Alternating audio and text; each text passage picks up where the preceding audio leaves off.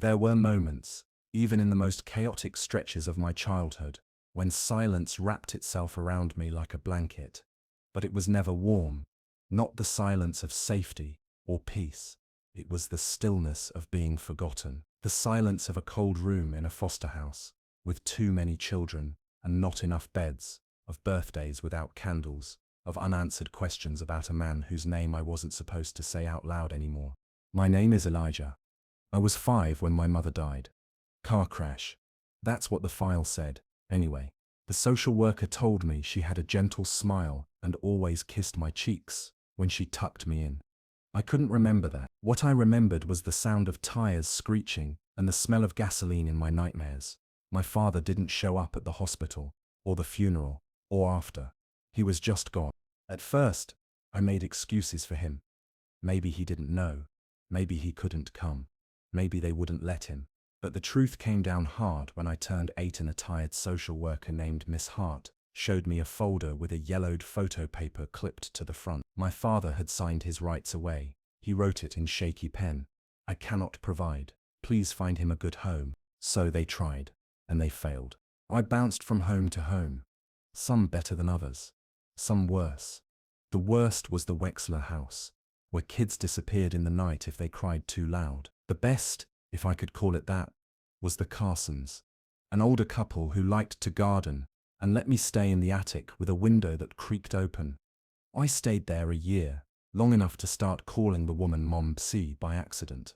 Then they moved to Florida and didn't take me with them. By 16, I'd stopped trying. I'd learned to shrink myself into whatever shape people expected. I was polite, but distant, helpful but untrusting. I had friends at school, kind of. Teachers liked me because I turned things in on time, but I never let anyone get close enough to see the damage. I carried my past, like a secret under my shirt, visible only if you look too hard. Then came Mr. Jasper. It was a Tuesday in early fall when I first met him. I'd been placed with the Donnies, a nice enough couple with a 2-year-old daughter and a cat that scratched the walls. Their house was on Willow Street, right across from a little bungalow, with a perfectly trimmed hedge and flower boxes under the windows. I was taking out the trash when he waved at me from his porch. "Evening, neighbor," he said, voice warm and scratchy like a worn-out record. I blinked. Nobody ever waved at me just because. Hey. He walked over slowly, with a cane, his back bent from years he hadn't bothered to count. His hair was a wild halo of silver. There was something about the way he looked at me, eyes squinted in sunlight, not judging, just seeing. "You must be the new foster kid," he said matter-of-factly, not unkind. I flinched. "Yeah." He nodded, extending a gnarled hand. "Name's Jasper. Used to live here back when your house still had green shutters." "Elijah," I muttered, shaking his hand briefly. "Well, Elijah, I make a mean apple pie and I always need help reaching the top shelf. You're welcome anytime." I thought he was joking, but the next day, there was a knock on the door. Jasper had a tin in his hands. "Brought pie. Come get a slice before your folks devour it." The Donnellys looked surprised, but they invited him in. That was the first of many visits. It became a ritual. After school, I'd head over to Jasper's place under the excuse of helping with chores. In reality, we just talked, or rather, he talked, and I listened. He told stories about growing up in the South, about a father who once built him a treehouse and then disappeared 3 months later, about how he found family in people who didn't share his blood. He didn't press me to share, just made space for me to be. I don't know when. It shifted. When his house started feeling like a place I wanted to be, rather than a stopover. Maybe it was the time he taught me to fix a leaky faucet and said, "You've got good hands, kid. Your real dad missed out." That night I cried in the attic, quietly, for too long. He never tried to replace what I'd lost. He never said, "I'm your new dad now," but he showed up every day. When I had a school project, he offered his old typewriter. When I got my first rejection letter from a college, he made hot cocoa and let me rage. When I finally told him about my father, the signature, the abandonment, he just nodded. "I get it," he said. "It's a hell of a thing, being left. But kid, sometimes the family you choose does a better job loving you than the one you're born into." That stuck with me. He started calling me kiddo. I started calling him Old Man Jasper, which made him laugh so hard he snorted. He taught me how to drive in his dented Buick. We fought once over something dumb like curfews, and he apologized first. I didn't know I was healing. Not yet. Not then. But seeds were being planted in the soil of my resentment. Seeds of trust, of hope, of the possibility that not every man who stayed would one day walk away. One day, he handed me an envelope. Inside was a check he'd been saving for years. College fund, he said, like it was the most natural thing in the world. I tried to refuse. He said, "Too bad. I already signed it over. You're stuck with it." I didn't say thank you. I hugged him instead. And for the first time in years, I felt like someone's son. The seasons shifted like pages turning slowly. Leaves browned and fell, snow came and melted, and spring returned, trying hard to paint everything new. I was 17 when I realized I wasn't counting the days until I aged out of the system anymore. I was counting the moments I had left on Willow Street. Jasper had a ritual. Every Sunday morning he played vinyl records, Ray Charles, Otis Redding, Aretha Franklin, and made pancakes so thick they could double as sponges. The Donnellys joined sometimes, their toddler wobbling around with syrup in her curls. It became something close to tradition, not forced, not formal, just a kind of rhythm that felt earned. I didn't notice the change in me at first. Not until I overheard Mrs. Donnelly say to her husband, "He's smiling more these days."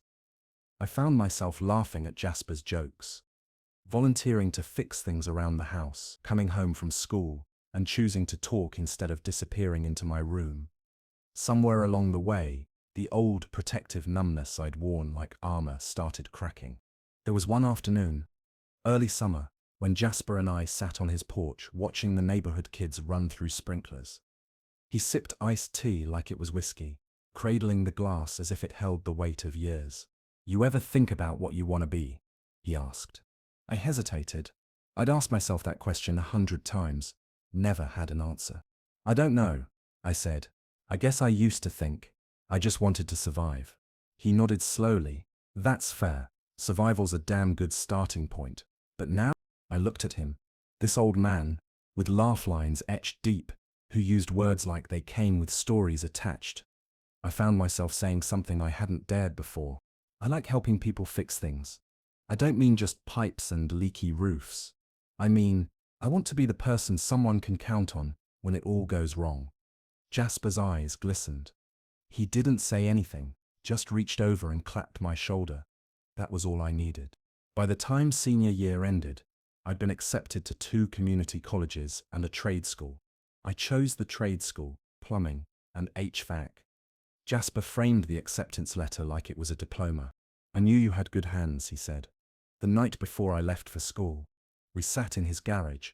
It smelled of motor oil and dust, the air thick with memory. Jasper handed me a small box. Inside was a watch, old, a little scratched, the kind with a winding knob and a leather strap worn from use. "It was my father's," he said, "and then mine. Guess it's yours now." I held it like it was breakable. "You sure?" "Son," he said, and that word hung between us, soft and heavy. "Some legacies are passed on in blood. Others are passed on in trust. You've earned it." He never called me his son before that. He didn't need to again. Trade school was a whirlwind.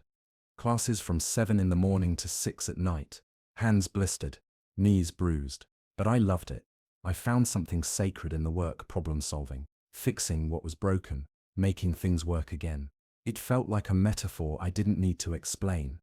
Jasper called every Sunday, sometimes just to ask what I'd eaten that day, sometimes to give unsolicited advice about women or taxes, always to remind me I had a home to come back to. When the pandemic hit, classes went remote and the city felt like a ghost town. I considered dropping out. Jasper didn't talk me out of it. He just told me to do what made me proud, to look in the mirror. So I stayed, finished my certification, got an internship, paid rent on time, learned to cook something besides scrambled eggs. At 20, I moved back to Willow Street. Not because I had to, but because I wanted to. Jasper was slowing down. He wouldn't admit it, but the cane leaned heavier against his leg, and his garden was starting to look a little wild. I fixed up the basement in the Donnellys' house. They still had the extra room, and started working with a local contractor. The work was honest and hard. I liked it. Jasper started giving me his old tools, one by one, like heirlooms. I want to know where they're going, he said. Where else would they go? I asked. He smiled, eyes tired. Exactly. It wasn't until a year later that I saw the first real sign. He forgot my birthday, no big deal. But Jasper never forgot dates. Then he called me by my father's name once. That shook me. We didn't talk about it. He covered it with a joke, told me to stop looking like I was about to cry. But I did cry. That night, alone, I started staying over more, cooking for him, reading him the newspaper, making sure the stove was turned off. He resisted at first, stubborn as ever, but eventually, he let me in. One evening, I found a photo album under his bed. I hadn't seen it before.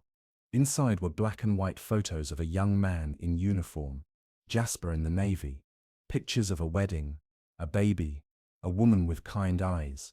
I asked him who she was. My Sarah, he said softly. She passed long before you got here. Cancer. He flipped to the last page. It was blank. I never filled this one, he said. Didn't think I had anything left to add. I looked at him, then at the empty page. You do now. He nodded slowly.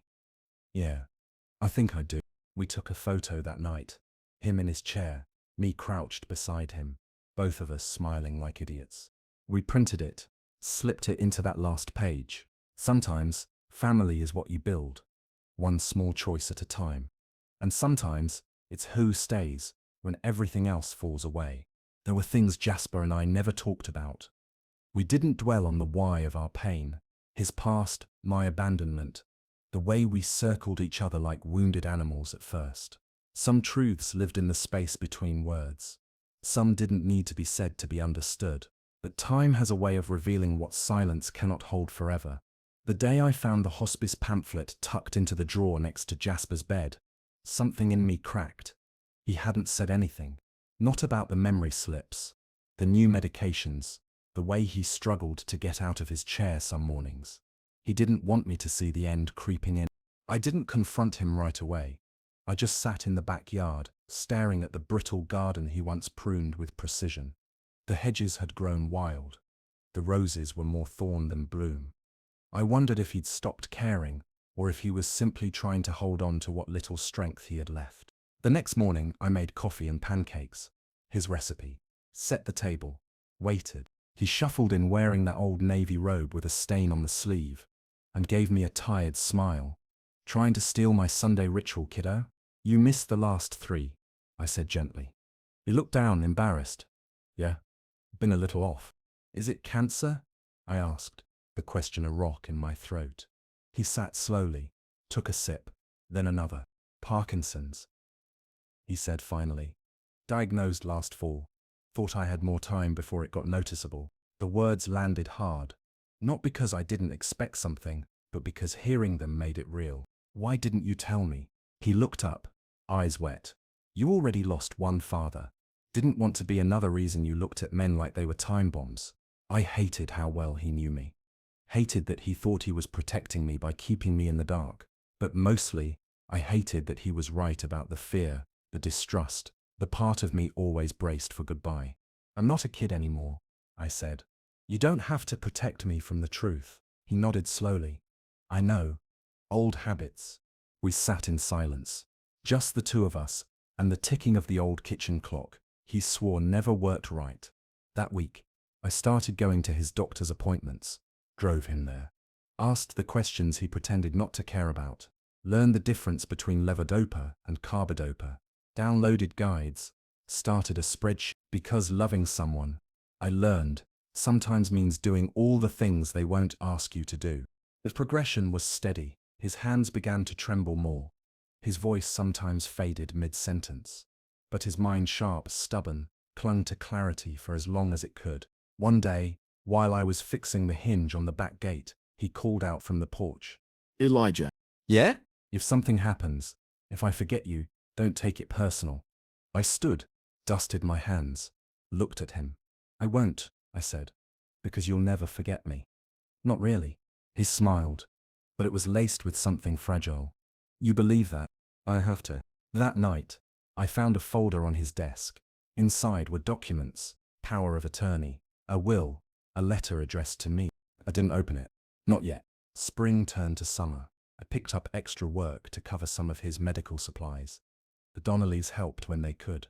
Friends from the neighborhood stopped by more. Jasper, ever the gracious host, insisted on sitting outside, greeting everyone with his crooked grin, telling stories even when his voice shook.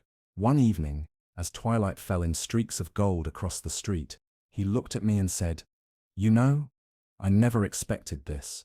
You. What do you mean? This life, this connection. I figured I'd grow old alone, maybe fade into memory. But then you showed up, angry, quiet, full of sharp edges, and damn if you didn't teach me how to live again." I swallowed hard. You taught me how to trust again. He looked at me full of something like pride. Then we're even. We weren't. Not by a mile. I owed him more than I could ever put into words.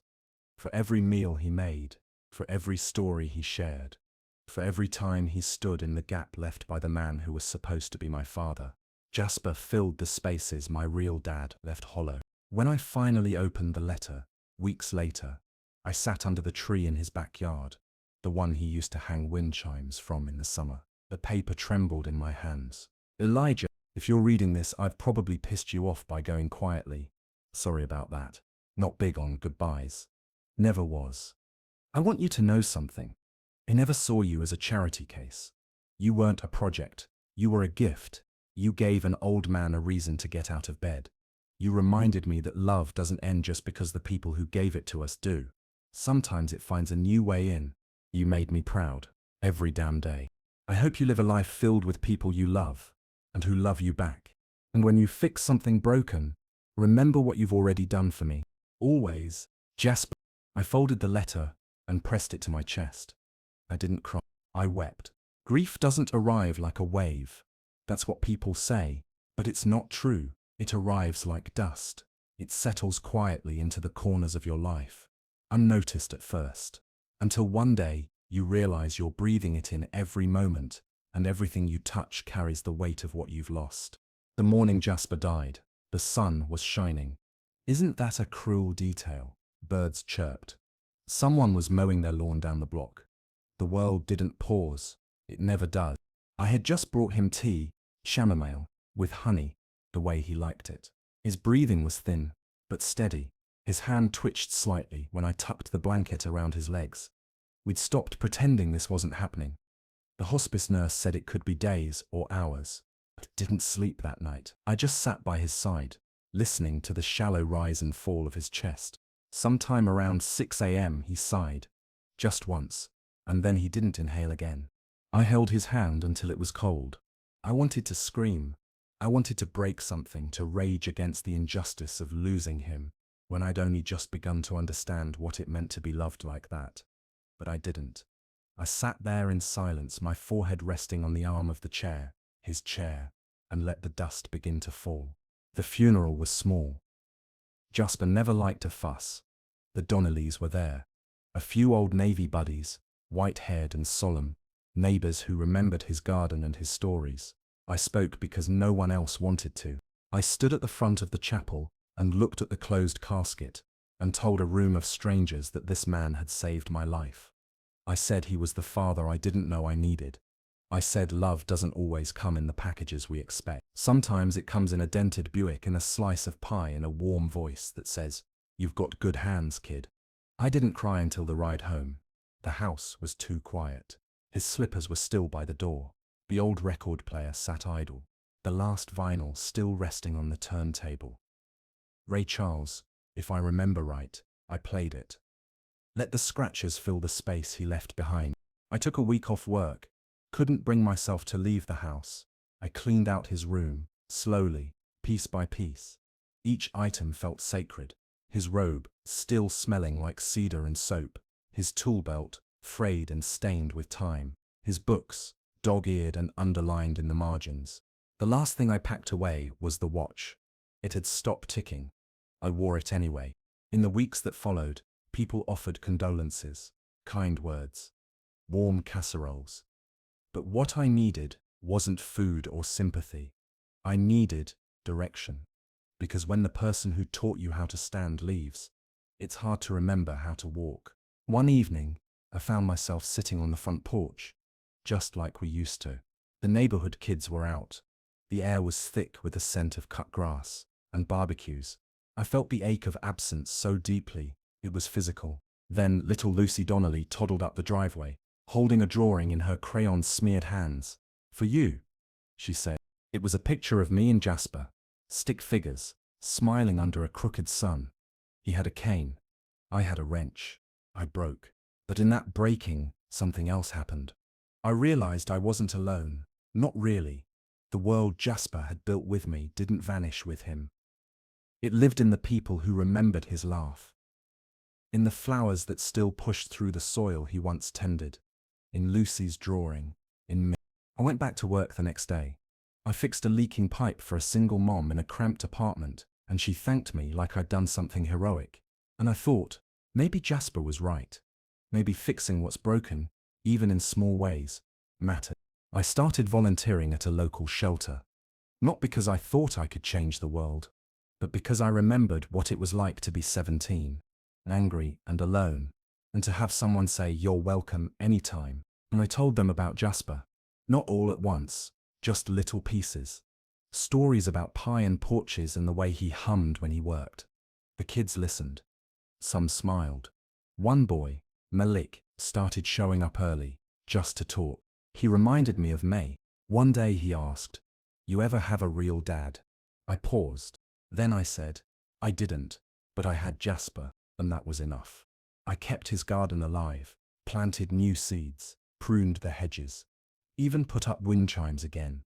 Not because I thought he'd hear them, but because I could still hear his voice every time they rang. Sometimes, late at night, I'd sit under that tree and read the letter again, not to grieve, but to remember, to remind myself that love, real love, leaves a mark that doesn't fade. Grief is hollowing, but it also makes room for healing, for growth, for becoming the kind of man someone else might someday look at and say, "You taught me how to trust again." Malik came around more after that first conversation. Not every day, but often enough that I started keeping snacks in my glove box for him. He was 15, sharp-eyed, with a fuse too short for a world that never made room for him. His file at the shelter said he'd been through 6 placements in 2 years. Too old to be coddled, too young to be trusted. I recognized the danger in that gap, so I showed up. We built birdhouses, fixed a rusted-out bike. I taught him how to use a socket wrench, then watched as he disassembled an old radio just to see if he could put it back together. He couldn't, not that time, but he tried. That mattered. One day he asked, "Why do you care?" It was blunt, defensive, vulnerability disguised as accusation. I didn't answer right away, just handed him a piece of sandpaper, because someone cared about me when they didn't have to. He didn't say anything, just nodded and went back to sanding. But the way he held the wood changed, gentler, like it was something that could become more than it was. Months passed. The garden bloomed with wild color. Jasper's wind chimes sang when the breeze stirred. I started a small repair business with a couple friends from trade school. Business was good. Not fancy, but honest. We called it Good Hands. Jasper would have grinned. Every now and then, I'd talk to Malik about jobs, about trade school, about building something that couldn't be taken away. He always shrugged it off, but I saw it land. The way kids tuck away hope like contraband. He got in a fight at the shelter once, split lip, bruised knuckles. When I picked him up, he wouldn't look at me. "I didn't start it," he said. "I believe you," I replied. Simple as that. He cried in the car. Didn't want me to see. I didn't push. Just drove. Later that night, he showed up at my place. Said he couldn't sleep. Said everything felt too loud. So we sat on the porch. I made cocoa. He picked up the watch I wore and asked about it. "Belonged to a good man," I said. "Your dad?" I smiled. "Not by blood, but yeah, my real father left." Jasper stayed. Malik looked at the stars. You think I'll be a good man? His voice was barely above a whisper. You already are, I said. You just don't believe it yet. That night, I realized something. All those years, I'd been chasing something I thought I'd lost. A father, a family.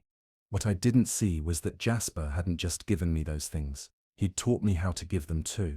I talked to the shelter director the next week, asked what it would take to become a mentor. Officially, she smiled, said, I already was. It wasn't about saving Malik. I couldn't do that, but I could stand in his corner, be the porch light he could see from the street. I started writing again. Nothing formal, just pieces, letters I'd never send, memories I didn't want to lose. I wrote about the way Jasper snored during movies, the way he always added too much cinnamon to his pie, the way he called me kiddo even when I turned 25. Malik found one of the notebooks once. You writing a book? He asked. Just remembering, I said. He nodded, then asked if he could read one. I handed him a page titled The First Time I Called Him Dad. He read it twice, said nothing. Then he asked if he could come by more. A few months later, he brought over a busted toaster and asked if we could fix it. We? I teased. He grinned. You're the one with good hands. We fixed it. Eventually, Jasper would have liked him. They had the same stubborn streak, the same guarded heart, and like me, Malik didn't need someone to rescue him. He needed someone to stay. I framed a photo of us in the shop. Me, Malik, and the toaster. It sat beside the old photo of Jasper and me under the tree. Sometimes when the house was quiet and the stars were out, I'd whisper thanks. Not prayers exactly. Just quiet acknowledgements to a man who built a home with his bare hands and a gentle heart. Grief doesn't go away, but it softens, makes space for joy, for legacy. And every time Malik laughs, every time he hands me a broken thing, with the quiet hope that it can be fixed, I hear Jasper's voice again. You've got good hands, kid. The day Malik moved in wasn't planned. It wasn't some grand gesture or dramatic rescue. It was a Tuesday, plain and uneventful, except for the phone call that changed everything. Malik ran away again, the shelter director said. He's safe, but he doesn't want to go back. I found him 2 hours later, sitting on the swing in Jasper's backyard, shoulders hunched like a boy twice his age. He didn't look surprised to see me, just tired. I didn't know where else to go, he said. You picked the right place. We didn't talk much. I opened the door. He came inside, dropped his bag on the floor, sat on the couch, like he'd always belonged there. That night, I made grilled cheese and tomato soup. We ate in silence, save for the crunch of toast and the occasional clink of a spoon. When we were done, he looked at me and asked, You sure? I knew what he meant. I'm sure. And that was that. He never went back to the shelter. Fostering wasn't something I planned. I wasn't married. I didn't own the house. I wasn't even 30. But I filled out the forms, took the classes, passed the background check. The caseworker asked a lot of questions. I answered honestly. How do you define family? Whoever shows up. Some weeks were smooth, some weren't. Malik had nightmares. He punched a hole in the drywall once. Apologized for 3 days after. I didn't yell. I patched it up and handed him the spackle. If you're gonna break it, you're gonna learn how to fix it. He grumbled, then smiled. There were good moments too, real ones. Like the night he came home with a B on a math test and tossed it on the table like a trophy. Or when he beat me in chess for the first time and refused to let me forget it. We watched movies together. Old ones, Jasper loved. I told him stories Jasper used to tell me. Halfway through To Kill a Mockingbird, he asked, Why's everyone always say Atticus Finch was a good dad? Because he showed up. I said. Malik nodded slowly. Like Jasper? Exactly. We both fell quiet after that. But it was a warm quiet. I didn't try to replace the family he'd lost. I just tried to be someone who stayed. One night, a letter came in the mail. Return address, California. The name on the envelope, Darren Cole. My father, I hadn't seen or heard from him in over 20 years. The letter was short, apologetic, said he was sick, said he'd found God, said he wanted to talk. Just once. I held it for days, tucked in the drawer beside Jasper's letter. I didn't know what I wanted from him. If anything, Malik found me staring at it one night. That from your dad? Yeah. You gonna write back? I don't know. He sat beside me. If it was me, I think I'd want to know why. That night, I wrote a letter. Nothing long, nothing forgiving, just questions. Why didn't you stay? Did you think I wouldn't remember? Did you ever look for me? I sent it. Weeks passed. Then a reply. He didn't dodge. Said he was afraid. Said he thought I'd be better off. Said he was wrong. Reading it didn't fix anything. But it gave me something to put down. I didn't forgive him, but I didn't need to carry him anymore, either. Sometimes we carry wounds for so long, they become part of how we see the world. Jasper taught me that you can set them down. That love doesn't have to be inherited. It can be chosen, repaired, rebuilt. Malik started calling me E instead of Elijah. Then one day, he slipped, called me Pop. He froze. I laughed. You trying to age me? He blushed. Sorry, don't be. Because inside, something unspoken clicked into place. Not blood, but water, fluid, resilient, life-giving. We started working on an old truck together, Jasper's, parked in the garage under a tarp. I hadn't touched in years. We rebuilt it piece by piece. I showed Malik how to find the stubborn bolts. He showed me patience. I didn't know he had. By the time we finished, the thing actually ran. We took it for a drive down Willow Street. Wind in our faces. Sun setting low. Malik turned to me.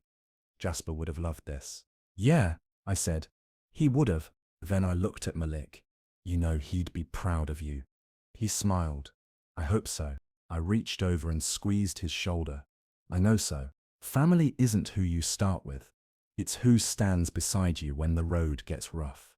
And in that truck, rolling slow past old memories and new hope, I knew without doubt that I had become the kind of man Jasper believed I could be. It was early spring when Malik graduated high school. He walked across the stage in a borrowed cap and a wrinkled gown, grinning so wide I thought his face might split. When they called his name, I stood and clapped loud enough to embarrass him. He pretended he didn't hear me, but I saw the way his shoulders straightened. After the ceremony, he found me in the parking lot. He didn't say anything, just hugged me. Tight. A hug that said more than words ever could. You did it, I said. We did it, he corrected. He started classes at the local community college that fall, HGAF. Just like me, said he liked the idea of fixing things, of being useful. He kept the same habits, late-night snacks, old movies, music way too loud in the morning, but he grew into himself. There was a steadiness in him that hadn't been there before. One day, I found him in the garage, tuning the truck's engine, singing off-key to a Marvin Gaye record, Jasper's record. You sound terrible, I said. He smirked. You're just jealous. No, I said. I'm proud. He looked up, surprised. I realized I hadn't said it out loud before. I'm proud of you, Malik. He didn't respond right away, just wiped his hands on a rag and stared at the floor. Thanks, Pops. Years passed, not fast, but with a rhythm that felt earned. We kept the business going, taught apprentices, fixed what we could. Some days were easy, others weren't. Life, like plumbing, had its leaks and clogs, but we made it work. I never married, never felt the need. My life felt full in ways I never imagined it could. Malik eventually moved into his own place, just a few blocks over. Still close, still coming by on Sundays for pancakes and bad jazz. Then one day, he showed up with someone. Her name was Ava. Bright smile, kind eyes. The kind of person who made you feel warmer just by standing near her. They met in class. She laughed at his jokes. He looked at her like the sun came up just to light her face. You like her? He asked, after they left. I like that you like her, I said. 3 years later, I stood in a suit, too tight, wiping my eyes as they said their vows under a canopy of flowers in Jasper's backyard. Malik cried too, though he denied it later. Ava kissed him like she meant it. I gave a toast. I don't remember. But I remember the way Melik looked at me when I sat back down, like he wanted me to know this life was possible, because I stayed. They had a baby, a girl. They named her Sarah, after Jasper's wife. The first time I held her, I whispered, "You come from good people," and I meant it. The years folded into each other. The house grew quieter. My hair turned white, like Jasper's had. My hands grew slower. The garden kept growing. Malik took over the business, renamed it Figured Hands, said it was about legacy. I told him it was corny. He told me to shut up. Sometimes I sat on the porch alone, listening to wind chimes, drinking tea too cold. Other times, Sarah would climb into my lap and ask me to tell her about the old man who built the swing. "Was he your dad?" she asked once. "Not by blood," I said. "But yes." And I told her about Jasper, about pie and porches and second chances, about how he took in a broken kid and gave him the tools to build a life. She always asked for the same story. The one where I called Jasper Dad for the first time. It was just once by accident. I had dropped a hammer on my foot and yelled, "Dad, help." They'd looked at me, stunned, then smiled like he'd been waiting his whole life to hear it. In time, I wrote it all down, bound the pages, gave the book a name. Father, Figure. I gave it to Malik on his 30th birthday. He read it in one sitting. Didn't say much, just hugged me and whispered, "I hope I'm doing right by you." "You are," I said, "and you're doing right by him too." When my time came, it wasn't dramatic, just a slow fading. A bed in a quiet room, photos of family on the dresser. Malik sat beside me. Ava held my hand.